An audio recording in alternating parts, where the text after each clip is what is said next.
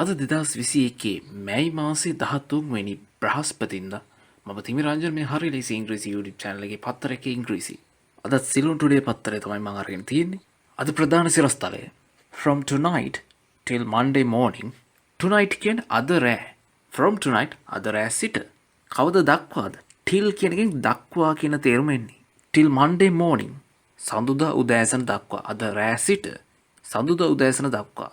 ඊළඟට කියනවා travel restricted island wide. travel කියන්නේ ගමන් කරනවා කියන තේරුම නැත්නම් ගමනාගමනය. එහෙම යන එක. restricted මේක හරියට ගත්තොත් travel has been restricted. restrict කියනවා සීමා කරනවා කියන තේරුම. limit කියලා අපිට කියන්න පුළුවන් confine කියලා කියන්න පුළුවන්. තව ගොඩක් වචන තියෙනවා. කොහරි සීමා කරනවා restrict.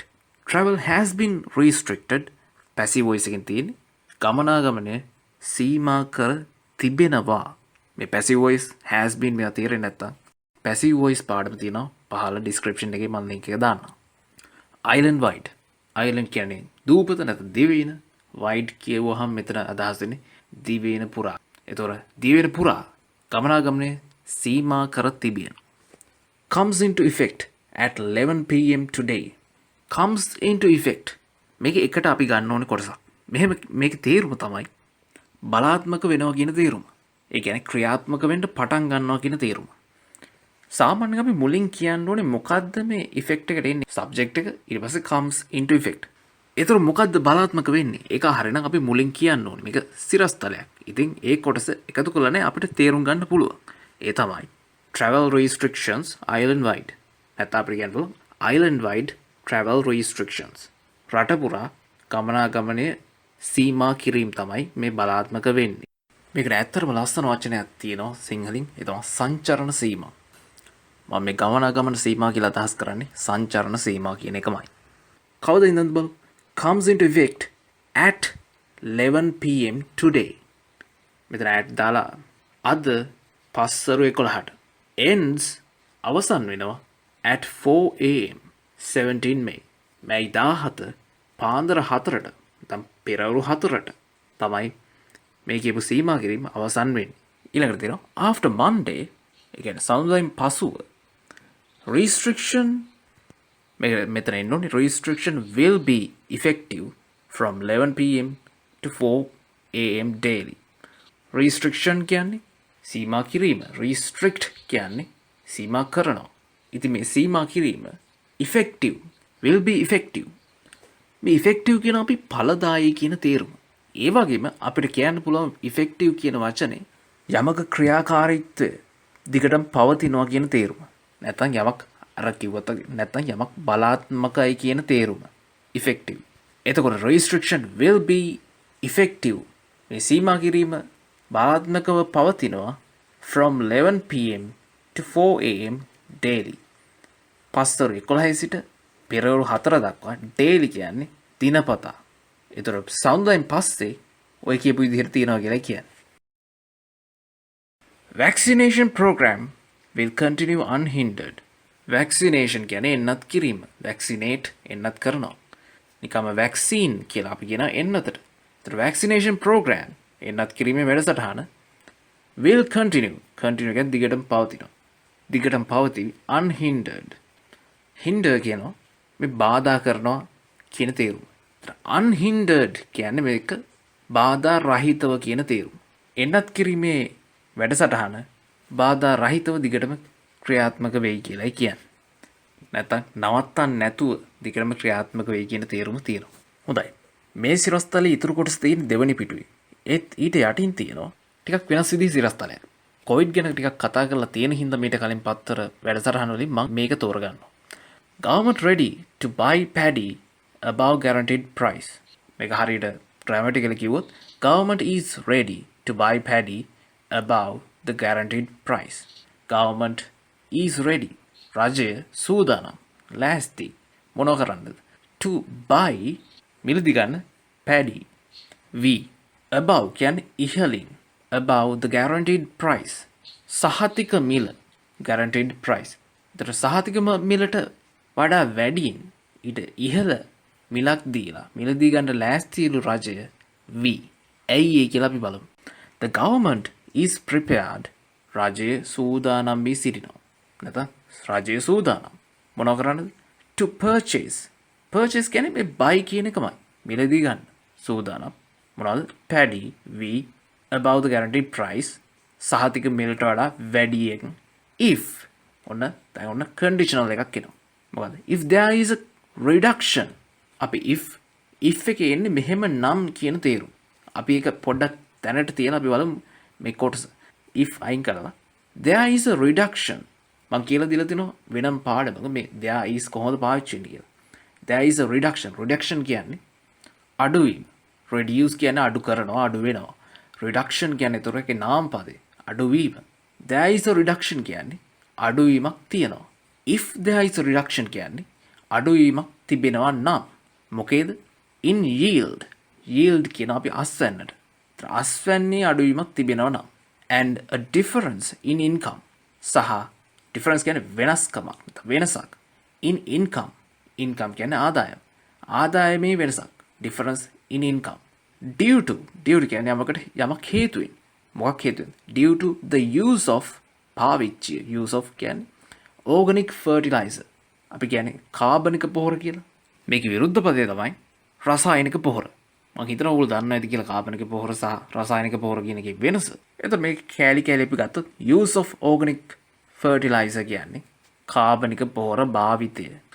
A difference in income ආදායමේ වෙනසක්. reduction in yield කියන්නේ අස්වැන්නේ අඩුවීමක්. එතකොට මේ කියන්නේ if කියන එකෙන් ඔන්න මෙහෙම නම් කියන තේරුම එනවා. එතකොට ඒ කියන්නේ අස්වැන්නේ අඩුවීමක් සහ ආදායමේ වෙනසක් තිබෙනවා නම් if there is කියන එකෙන් පටන් ගන්න කෑල්ල. කාබනික පොහොර භාවිතය නිසා due to the use of organic fertilizer.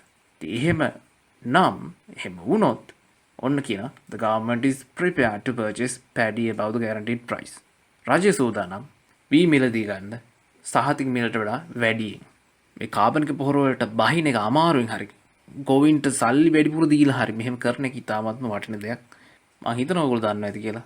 ලංකාවේ තියෙන වකුගඩු රෝග ගැන එහෙම. අපි බලමු ඉස්සරහට ඒ ගැන පත්‍ර වැඩසටහනින් කතා කරන්න. හොඳයි. President Gotabaya Rajapaksa said. ඔය කියන උඩ කෑල්ල ජනාධිපති ගෝඨාභය රාජපක්ෂ මහත්මයා කිව්වා කියලායි තියෙන්නේ.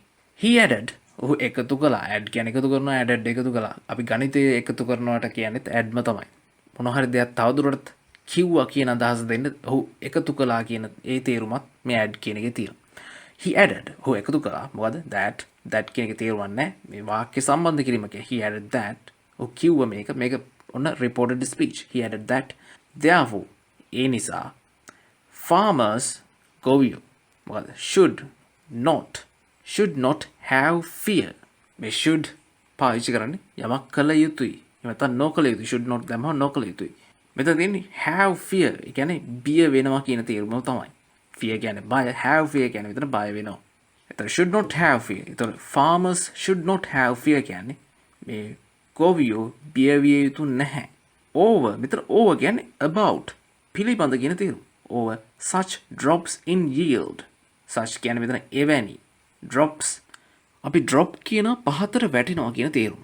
නැත්නම් යමක් පහතට වැටෙන දෙනවා. ඒ කියන්නේ අතාරිනවා කියන තේරුමක් තියෙනවා. ක්‍රිකට් වලදී ඔයගලන්ට අහන්න ලැබෙනවා. catch එක drop වුණා. නැත්නම් dropped catch. අතාරපු catch එක. කොහරි පහතට වැටෙනවා. drop. හොඳයි. over such drops එවැනි drops ගැන පහත වැටීම් ගැන. ඒ කියන්නේ මොනවද? drops in yield. අස්වැන්නේ පහත වැටීම් ගැන ගොවියෝ බය විය යුතු නැහැ කියලා ඔහු කිව්වා කියලා තියෙනවා. ඉවර නෑ වාක්‍ය. while කියන්නේ උන මේ වාක්‍ය සම්බන්ධ කිරීමක් කරනවා මෙතන. මේ අතරතුරේ කියන තේරුමයි while කියන එකේ තියෙන්නේ. අපි බලමු වාක්‍ය මුලින්. while consumers will also receive the rise at the existing price.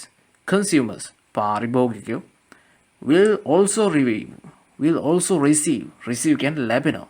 will කියන්නේ යම අනාගතය ගැන අපි කියනකොට යොදන එක. ඒතර also කියන්නේ with කියන මේ අයටත් කියන තේරුම මෙතන. ඒතර පාරිභෝගිකයන්ටත් ලැබෙනවා මොනවද? rise හාල් at the existing price.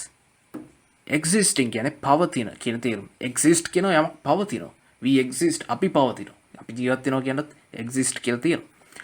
exist කියලා කියනවා. කොහොම හරි existing price මේ කියන්නේ පවතින මිල.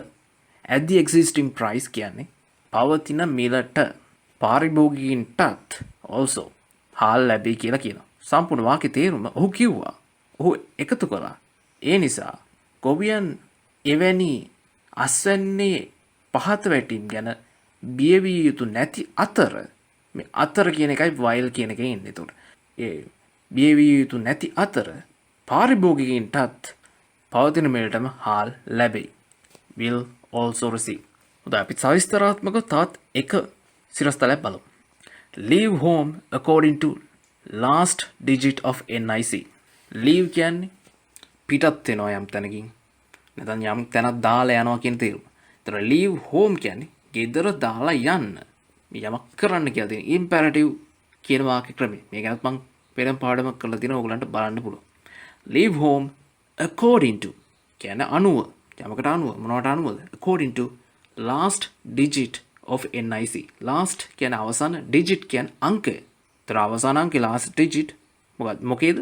of NIC. NIC එකේ අවසන් අංකයට අනුව ගෙදරින් පිටවන්න. දැන් ගෙදරින් එන්න කියලා කියන්නේ. NIC කියන්නේ National Identity Card කියන එක තමයි NIC කියන්නේ. කියන්නේ ජාතික හැඳුනුම් පත. හොඳයි අපි බලමු පොඩ්ඩක්.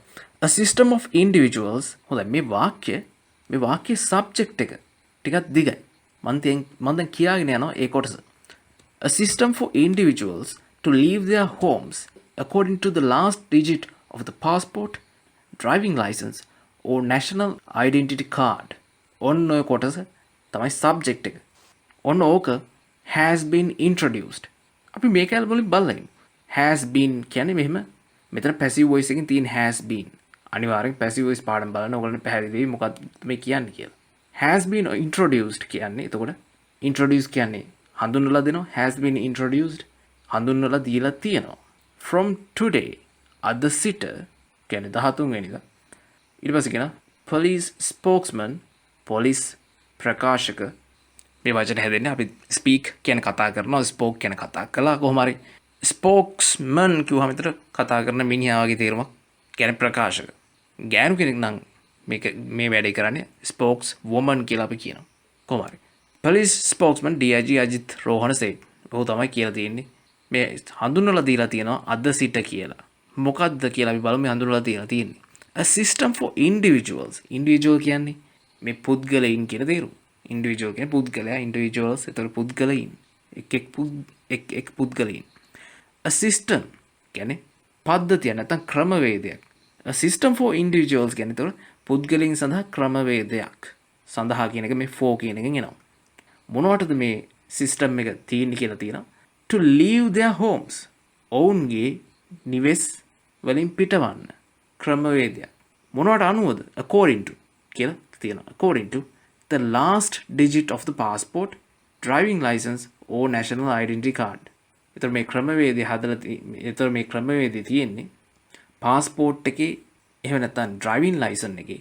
ඒ කියන්නේ රියදුරු බලපත්‍රය. passport එක මොකද්ද කියන්නේ? ගුවන් ගමන් බලපත්‍රය. or national identity card ජාතික හැඳුනුම් පත. මෙන්න මේ කියපු ඒවායි last digit අවසන් අංකයට අනුව තමන්ගේ නිවස හැර යන්න ක්‍රමවේදයක් අඳුන්වලා දීලා තියෙනවා අද සිට කියලා පොලිස් ප්‍රකාශකවරයා කිව්වයි කියලායි තියෙන්නේ. හොඳයි අපි කෙටියෙන් බලාගෙන යන්න දැන් පත්තරේ තියෙන ප්‍රධාන සිරස්තල. New health guidelines issued. මේක හරියට grammatically කිව්වොත් new health guidelines have been issued. issue කියනවා යමක් නිකුත් කරනවා කියන තේරුම. ප්‍රශ්නයටත් අපි කියනවා මේක ක්‍රියාපදයක් විදිහට නිකුත් කරනවා කියන තේරුම වෙනවා.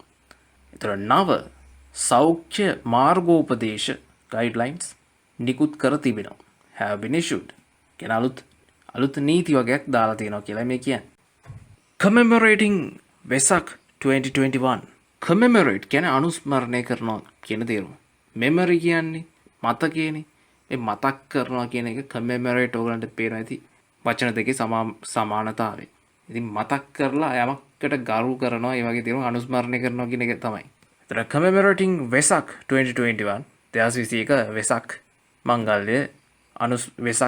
මංගල්‍ය අනුස්මරණය කිරීම කියලා තමයි තියෙන්නේ. කිරීම commemorating. ඊළඟට තියෙනවා PM receives 3 new stamps. PM කියන්නේ ප්‍රයිම් මිනිස්ටර්. කියන්නේ අග්‍රාමාත්‍ය. මොකක්ද වෙලා තියෙන්නේ? ඔහුට PM receives ලැබෙයි කියලා කියන්නේ 3 new stamps. අලුත් මුද්දර 3ක්. අග්‍රාමාත්‍යතුමා මොනවා කරන ඇද්ද මේ මුද්දර වලට? පොතක දාලා එකතු කරන ඇද්ද? My hobby is collecting stamps. කොහොම හරි කමන්නේ. මම මෙතනින් නවත්තනවා පත්තරෙක් ඉංග්‍රීසි වැඩසටහන. I hope you are all well and I wish you a healthy future. අපි තවත් වැඩසටහනකින් හම්බෙමු.